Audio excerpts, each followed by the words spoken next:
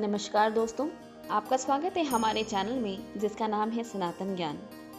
इस चैनल को बनाने का हमारा मुख्य उद्देश्य है आज की पीढ़ी को अपने सनातन धर्म और हमारी देवी देवताओं के बारे में बताना।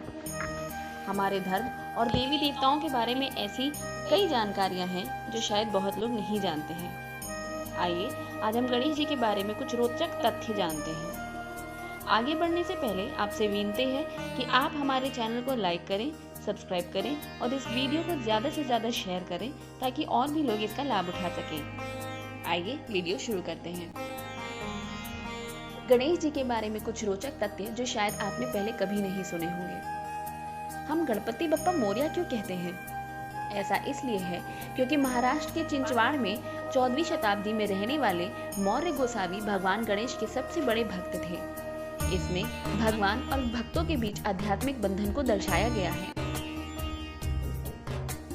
गणेश जी के विशेष अनुदान।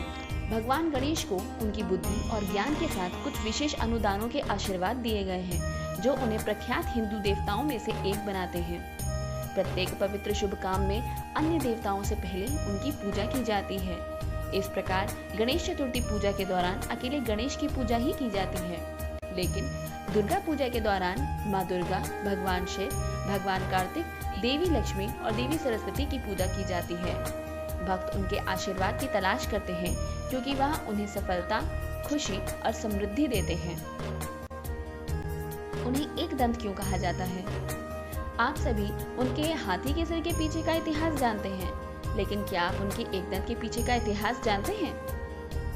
खैर, ब्रह्मवैवर्त पुराण के अनुसार महान भगवान ऋषि परशुराम एक बार शिव का ध्यान करने के लिए कैलाश पर्वत पर गए थे। भगवान गणेश ने परशुराम को शिव से मिलने की अनुमति नहीं दी। इससे परशुराम क्रोधित हो गए और उन्होंने अपनी कुल्हाड़ी का इस्तेमाल किया जो उन्हें स्वयं शिव द्वारा दी गई थी।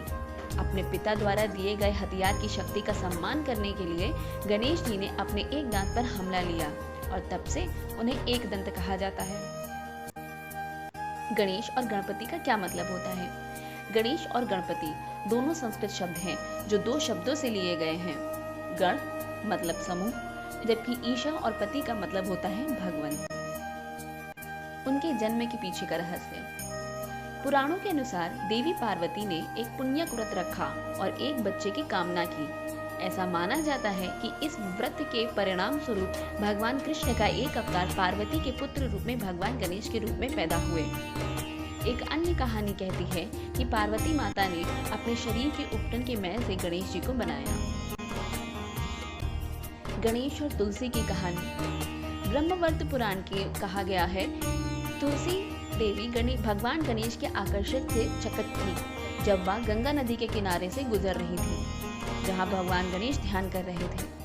तुलसी देवी ने गणेश से उनसे शादी करने के लिए कहा, लेकिन गणेश ने जवाब दिया कि वह अपने जीवन में कभी शादी नहीं करेंगे। इससे तुलसी जी नाराज हो गई और उन्होंने गणेश को श्राप दिया कि उनकी जल्द ही शादी होगी और गणेश ने तुलसी को हमेशा एक पौधा होने का श्राप दिया।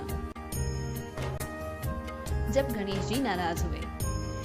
ठीक है, आप विश्वास नहीं कर सकते कि भगवान गणेश वास्तव में क्रोधित हो सकते हैं, लेकिन एक बार जब गणेश जी के मोटे पेट पर चंद्रमा को हंसी आ गई, तब परिणाम स्वरूप गणेश जी ने चंद्रमा को श्राप दिया और कहा कि विनायक चतुर्थी पर जो कोई भी चंद्रमा को देखेगा वह झूठा दोषी होगा। इसी कारण से लोग गणेश चतुर्थी पर चंद्रमा को नहीं देखने का विश्वास करते हैं। महाभारत किसने लिखा? भगवान गणेश महाकाव्य महाभारत के मूल लेखक हैं। महान ऋषि व्यास ने भगवान गणेश को महाभारत को समझने के योग्य पाया।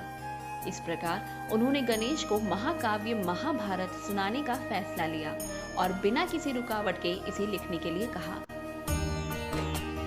परशुराम के उन्हें एक दंत बनाने के बाद उनका दांत उन्हें वापस इनाम के तौर पर दिया गया था। बाद में गणेश जी ने समाज कल्याण के लिए अपने दांत को तोड़ दिया और इसका उपयोग महाभारत के बाकी हिस्सों को लिखने के लिए किया जब बीच में पंख का कुंद टूट गया।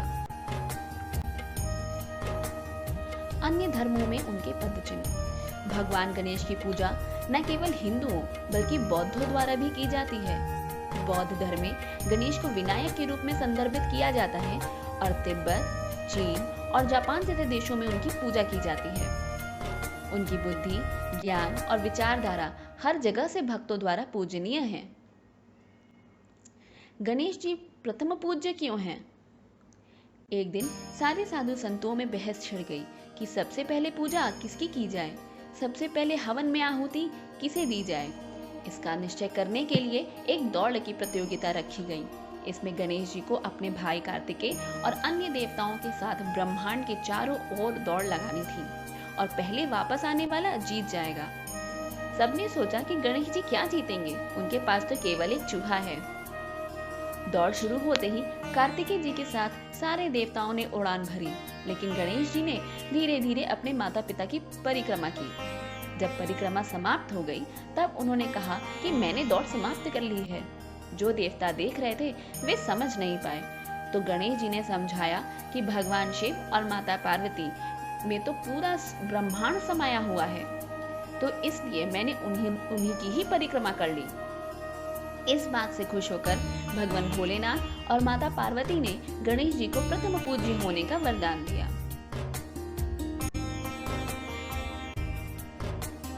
यह वीडियो यहीं समाप्त होती है। आगे और भी ऐसी सनातन धर्म से संबंधित जानकारी के लिए हमारे साथ जुड़े रहें। Please like and subscribe our channel. Thank you.